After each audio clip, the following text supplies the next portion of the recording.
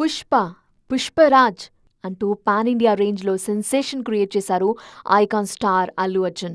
Indian cinema రికార్డులను తిరగరాసిన ఈ movie తెలుగుతో పాటు అన్ని భాషల్లోనూ భారీ వసూళ్లు సాధించింది.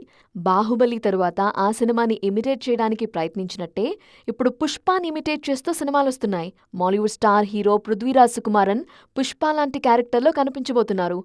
విలాయత్ బుద్ధ సినిమాతో త్వరలో ప్రేక్షకుల ముందుకు రాబోతున్నారు పృథ్వీరాజ్. ఈ సినిమాలో గంధపు చెక్కల స్మగ్లర్ డబుల్ మోహనన్ పాత్రలో నటిస్తున్నారు. ఈ సినిమా పుష్ప కాన్సెప్ట్తో తెరకెక్కుతోందనే విషయాన్ని టీజర్లోనే క్లారిటీ ఇచ్చారు.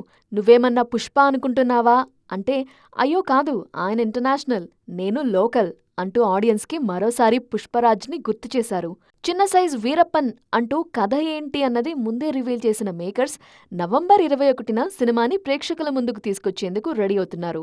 మరి మన పుష్పరాజ్ రేంజ్లో మలయాళ పుష్ప కూడా బజ్ క్రియేట్ చేస్తారేమో చూడాలి.